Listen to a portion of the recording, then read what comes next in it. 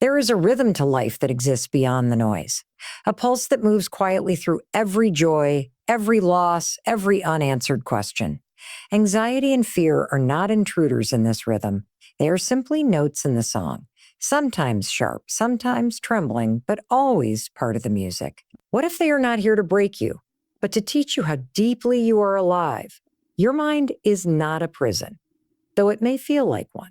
It is a garden, and the thoughts you feed are the seeds you grow. The secret is not in silencing every storm, but in learning how to sail within them, how to let the wind carry you instead of holding you still. You were never meant to live as a spectator to your own life. You were meant to step into the current, to meet fear with open hands, and to remember, the mind is yours to shape, but the journey is yours to live. You know, people think anxiety means something's wrong with them, that if they feel fear, they're broken, weak, or not strong enough to handle life. But that's not true. Fear isn't a flaw. It's ancient. It's wired into you.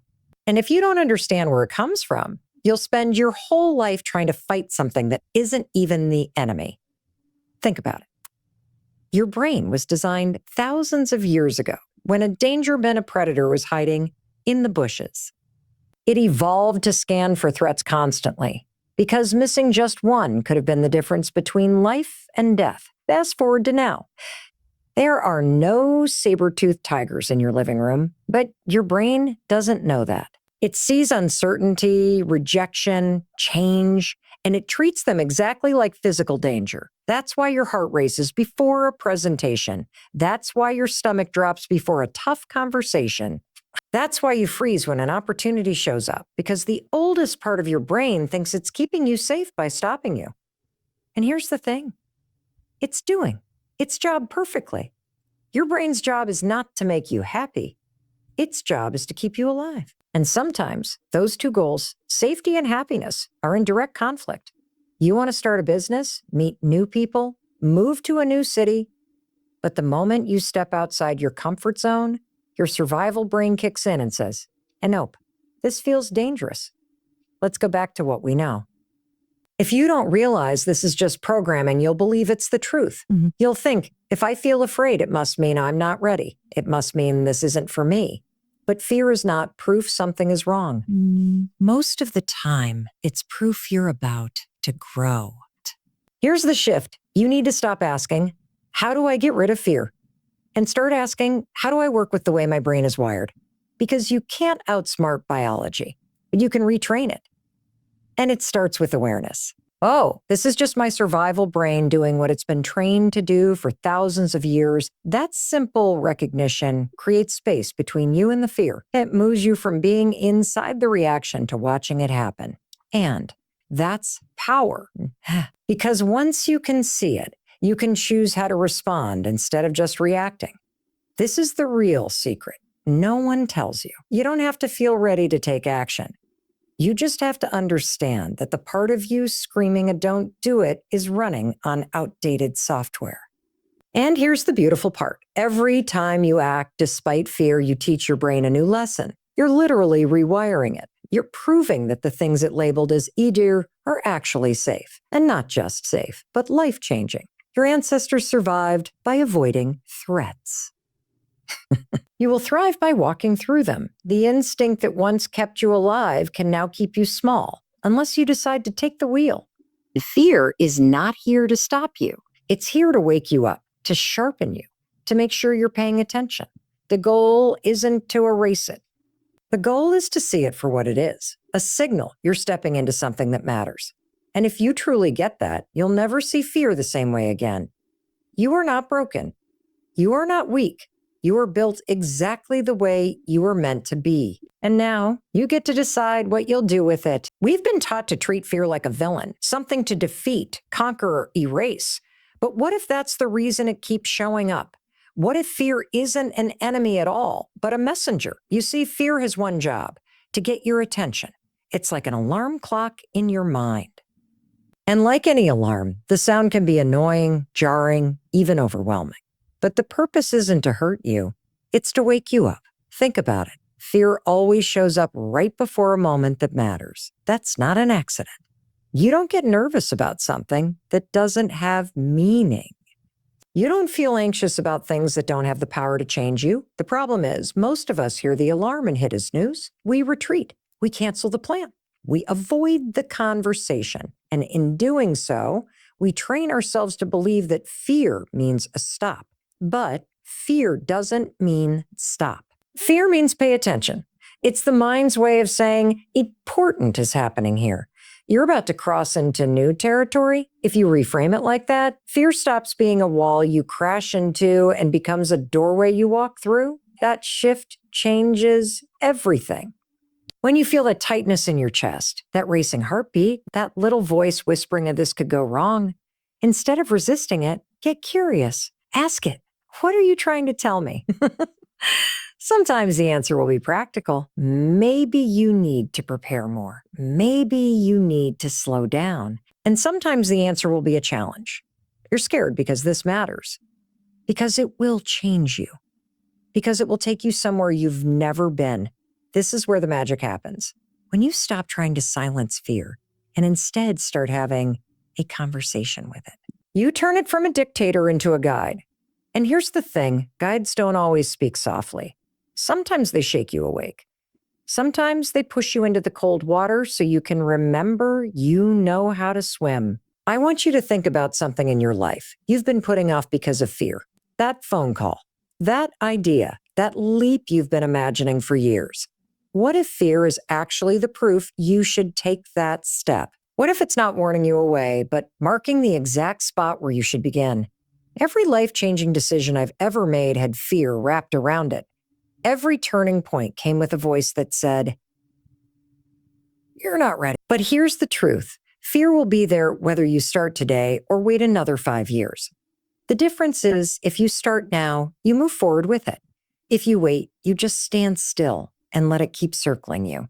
When you start seeing fear as a messenger, you stop running from it. You learn from it. You walk with it. And that's when it loses its power to paralyze you, because fear isn't here to crush you. It's here to call you. And every time you answer, you get a little braver, a little more yourself. So the next time fear shows up, don't push it away. Listen, learn, then step forward anyway. When we think about breaking free from fear or anxiety, we picture these huge, dramatic leaps. We imagine quitting our job overnight, traveling the world, running a marathon, or standing on a big stage, telling our story. And while those moments make great movie scenes, that's not how real change usually happens. Real change, the kind that rewires your brain, happens in the small, ordinary moments that almost no one notices. Fear thrives in stillness, in the space where nothing interrupts it. The fastest way to loosen its grip is to start creating micro moments that break the cycle. Here's what I mean. Let's say you wake up with that heavy, anxious feeling in your chest. The old habit is to lie there, replaying every worst-case scenario. But a micro moment is different. It's the decision to take one deep breath, or to throw the covers back and put your feet on the floor before your brain talks you out of it. It's the moment you choose to reply to the email instead of letting it sit in your inbox for 3 weeks. The moment you text a yes when every instinct is telling you to make an excuse. The moment you put your shoes on and step outside for a 5-minute walk instead of staying trapped in your head. These moments are small enough that your survival brain doesn't slam on the brakes. But here's the secret. They're also big enough to start rewiring it, because every single time you act instead of avoiding, you're sending your brain proof that you can handle more than it thinks you can. Think of it like training a muscle. You don't walk into a gym and deadlift 300 pounds on day 1. You start small. But if you show up consistently, the weight you once thought was impossible becomes your warm-up. The same thing happens in your mind. You start with these tiny, intentional actions. And over time, you notice something. The voice that used to scream, "You can't do this," gets quieter. The fear that used to freeze you doesn't show up as often, and when it does, you move anyway. The best part, you can create these micro moments anywhere. You don't have to wait for the perfect time or the big break. In fact, you shouldn't. The perfect time is a lie. Fear tells you so, you'll never start. Instead, start with what's right in front of you. If you want to meet new people, don't wait for some networking event. Say hello to the person in line next to you. If you want to get healthier, don't wait until Monday. Drink a glass of water right now. If you want to share your work with the world, don't wait until it's flawless. Post the thing today. These moments compound, and one day you'll look back and realize that what felt impossible a year ago is now your normal, not because fear disappeared, but because you built a brain and a body that knows what to do when it shows up. So stop waiting for the grand cinematic turning point. And here's the truth. The gap between where you are and where you want to be is not as big as you think. It's just a collection of small daily choices you've been putting off. Make one today, then make another tomorrow, and soon you won't just feel ready. You'll be unstoppable. Fupapen. Your brain and your body are in constant conversation. Every thought you have sends a signal to your body, and every state your body enters sends a signal right back to your brain. It's a feedback loop. And when you're in anxiety or fear, that loop can trap you. Most people try to fix anxiety by starting in their mind. They think, if I can just think differently, I'll feel differently. But here's the catch. When your body is in a fear state, your brain interprets those physical signals as proof that you're in danger. So it doesn't matter how much positive thinking you try to force. Your biology is screaming, we're not safe. That's why the fastest way to shift your mental state is often through your body, not your thoughts. You can literally hijack that loop. If your heart is pounding and your breath is shallow, take control of your breath first. Long, slow exhales tell your nervous system, we're okay. It's not just relaxation fluff. You're physically activating your parasympathetic nervous system, the part of your body designed to calm you down. Movement works the same way. Anxiety locks you into a frozen, tense posture. Shake that off, literally. Stand up, roll your shoulders, walk briskly, stretch your arms above your head. You're sending a loud, clear signal to your brain. We're moving, we're alive, we're safe. Even something as simple as unclenching your jaw or loosening your hands can begin to break the pattern. That tiny shift tells your brain, we're not bracing for impact anymore. Here's where it gets powerful. Once you've interrupted the physical fear loop, your mind has space to reframe what's happening. Suddenly, your brain isn't drowning in panic signals, so it can listen to reason again. That's when the thoughts you've been trying to believe, I can handle this. I'm safe. I've got this. Finally start to land. Think about a time when you were nervous about something big, maybe a presentation, a tough conversation, or stepping into a completely new situation. The fear felt like it was in your head, but your body told the whole story. Sweaty palms? Restless legs. That's your nervous system preparing for threat. The good news? You can flip that switch. Start training yourself now in low-stakes moments, so it's automatic when it matters. You feel your chest tighten? Drop your shoulders. You notice your breath is shallow. Double your exhale. You catch yourself pacing. Pause, plant your feet.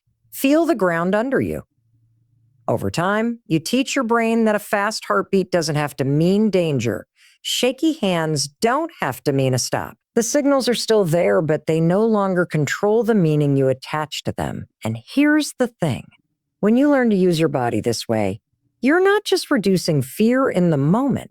You're building resilience for the rest of your life. Because you're proving again and again that no matter what your brain throws at you, you can change the channel. This isn't about never feeling afraid. It's about knowing that when fear comes, you have the tools to step out of the panic spiral and into a state where you can think, choose, and act. So the next time fear grips your body, don't try to fight it in your head. Speak to it in the language it understands. Movement, breath, presence. Because when you master the body-mind loop, fear stops being the driver. You do. Anxiety thrives in chaos. It feeds on uncertainty, on all the what-ifs you haven't answered, on every mental image of failure you've ever played in your head. When your brain doesn't feel safe, it will do everything it can to keep you small, quiet, and still. That's why one of the most powerful things you can do to break free is to create a safe space, a place you can return to anytime, anywhere. That tells your brain, we're okay. Now, I'm not talking about avoiding challenges or hiding from life. I'm talking about building an internal blueprint so strong, so familiar, that your mind knows where to go even when the world outside feels unpredictable. Athletes do this all the time. They visualize the perfect shot, the winning race, the smooth swing over and over until their bodies know the feeling before they ever step on the field.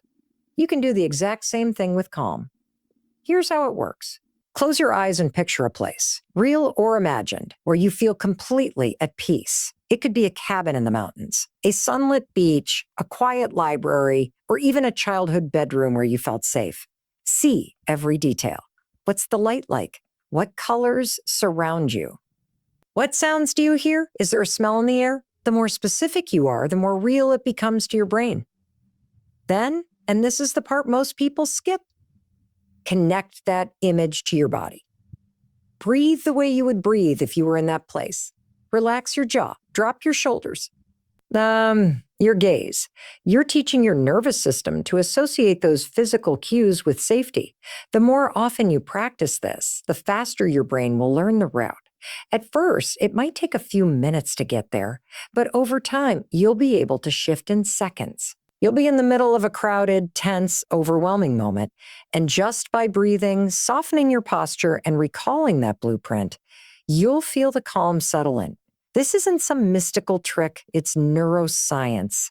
Your brain can't tell the difference between a vividly imagined experience and a real one. If you give it enough proof that you've been here before, that safety is possible. It will stop sounding the alarm every time life throws you a curveball. And here's the beauty of it. Once your brain knows you have a safe place to return to, you stop fearing the unknown as much. You start taking more risks. You start saying yes to opportunities you would have run from before. Because even if things get messy, you know exactly how to come back to center. It's like having a lighthouse in a storm. The waves can be huge. The sky can be black. But as long as you can see that light, you're not lost. So when fear tries to convince you that you're powerless, when anxiety hijacks your breathing and speeds up your heart, remember this. You have the power to bring yourself back. Your safe space isn't out there. It's in here. And it's yours to step into anytime you need it. The storm may rage, but you've built a shore within yourself. And that is where your freedom begins. Fear is a favorite hiding place, and it's not in the dark alleys of your past. It's in the bright, glittering unknown of your future. Anxiety thrives on the what ifs. What if it goes wrong? What if I fail? What if I'm not enough? But here's the truth. None of those what ifs exist right now. They're imaginary shadows, living in a place you can't touch yet. And the more time you spend in the future, the less life you have in the present. When you anchor yourself here, in this breath, in this moment, something incredible happens. Fear starts to lose its grip because fear can't survive in the now. It needs tomorrow to scare you. Think about it. Right now, in this exact second, you are safe enough to be listening to my voice. Your heart is beating. Air is filling your lungs. The ground is holding you. That's proof. Proof that in this second, you are okay. Training your brain to return to this moment is like teaching a wild horse to stand still. At first, it will fight. It will try to run toward the next thing, toward the imagined disaster. But the more you practice pulling it back, the more it learns that this moment is enough. And when you start living like that, something shifts. You stop needing every answer before you take a step. You stop building your life around avoiding fear. You start building it around experiencing it and moving forward anyway. Because life isn't happening a someday, it's not waiting for you to figure it all out. It's not on pause until you feel perfectly ready. It's happening now. In conversations, in choices, in breaths. And here's the secret. When you truly live here in this exact moment, fear doesn't get to write your story anymore. You do. So the next time your brain tries to drag you into the future, pause. Feel your feet. Notice the air. Remember that this moment, the one you're in right now, is the only place you can act, choose, or change anything. You are not your fears. You are not your what ifs. You are the awareness behind them. And that awareness is free the second you decide to be here. The future will come. The past is gone. All you ever have is now. And now is all you ever need.